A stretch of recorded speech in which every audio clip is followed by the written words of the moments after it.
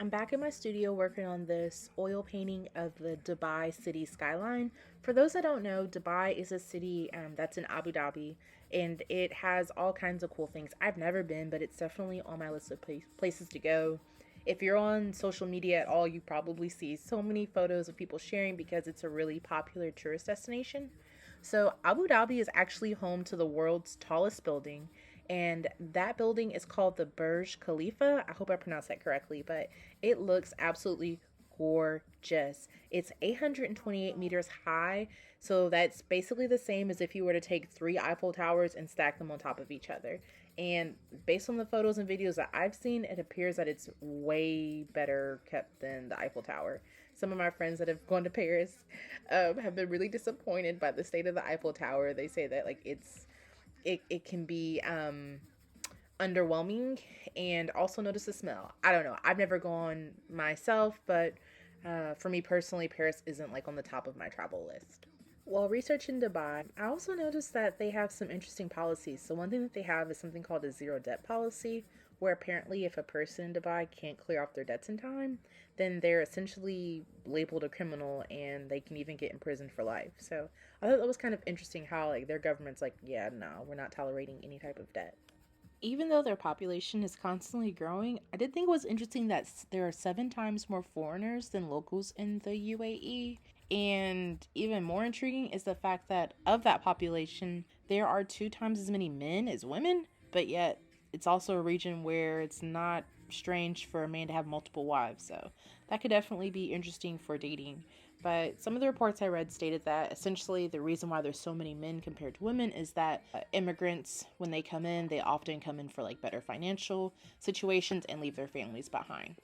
Now back to the painting side, what you're seeing right now is I'm using a size, I think it's a 12 filbert brush.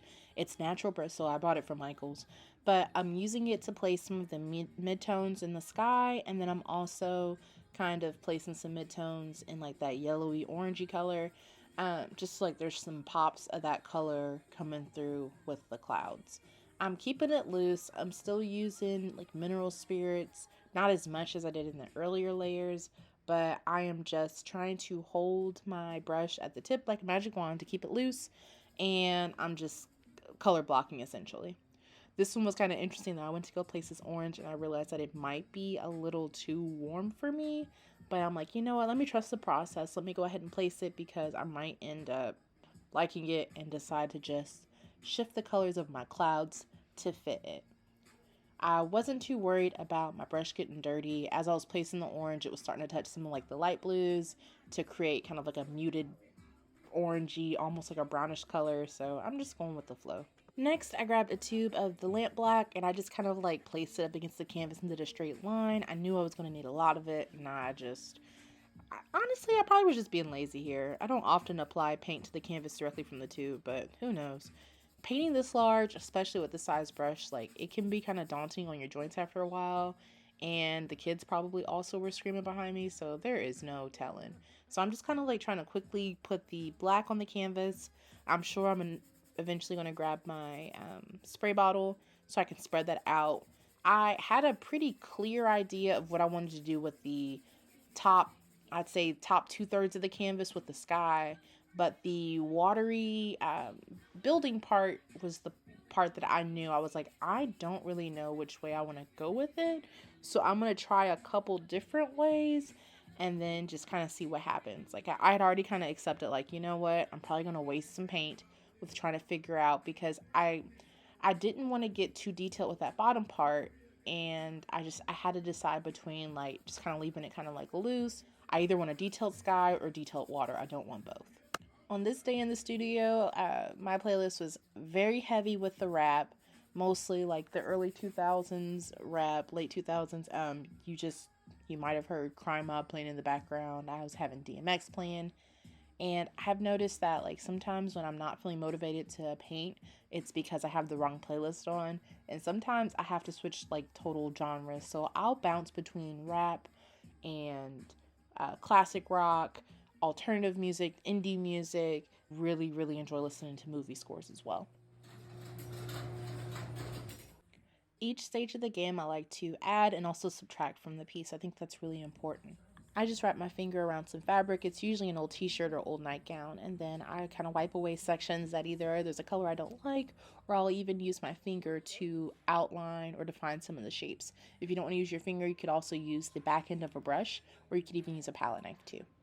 I'm working on this painting in the dead of summer, so fortunately I'm in my garage studio. If you're new to my channel, then you didn't know that I renovated my 2.5 car garage into an art studio. So I use the walls to display art, and then I have a makeshift area where I create, and then collectors are actually able to schedule studio visits. And when they do, I tidy things up so that it's basically like a pop-up shop. So I'm in the garage studio, and my favorite thing to do is to be able to raise both of the doors, turn up my music, sing, and paint to the top of my lungs, as you can see.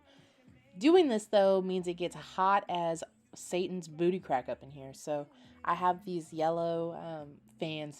They're linked in my Amazon shop, but I really like these. I take these with me to all of my art festivals too. They have a nifty little remote, and they also oscillate. So I have about 3 or 4 of these set up around me to kind of keep me cool while I'm painting. I also really like to raise the garage doors because I do use a lot of mineral spirits, and I just want to make sure I have good airflow, and the light is typically fantastic. And also, like, who doesn't want to breathe in like freshish air, while they're creating? It's a vibe. I'm not sure what the occasion was, but it would appear that I have some fresh hydrangeas. Oh my gosh, I remember. Sorry. So, I decided to plant some hydrangeas in my yard, and they finally bloomed. So I had chopped off a couple and put them in a vase next to me while I painted. I think the goal was eventually to like paint these hydrangeas, but y'all, they did not live. They did not live. As soon as I got them in the garage, they immediately went into hospice care and had like 3 days to live. I did learn from that, though. It was because I didn't have a light source. So definitely tweaked that. And just finally, whenever I would clip flowers, whether it be some of my roses or my hydrangeas, I would just take them upstairs where they had access to a window. But yeah, that was sad. That was really sad times.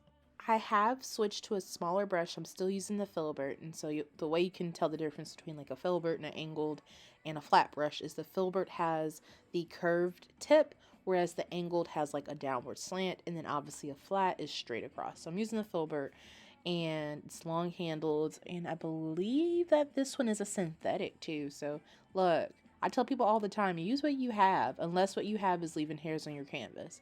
But other than that, like, you can make it work. You don't have to have $40 brushes. I'm not buying them, but hey, if you can and that's what you want to do, that is your business. So I'm using that filbert brush, and I'm just adding white to my blues that were my darks and just layering them in. Trying to squint. I'm not using like any grit or anything. I'm just kind of going by hope and faith and a little bit of luck. Because I used mineral spirits to mix in with my darks, this layer got dry overnight, which made it super easy to build layers. But even if it didn't, I could add in some fat medium and still accomplish the layered effect. Thanks for watching part 2 of how I made this beautiful Dubai painting. Be looking out for part 3. And please, if you haven't already, like and subscribe, comment, do all the things. All those things like really help boost my visibility and connect me with my target audience. And if you're not already following me on Instagram or Facebook or TikTok, you can find me at Shakia Harris Art or ShakiaHarrisArt.com.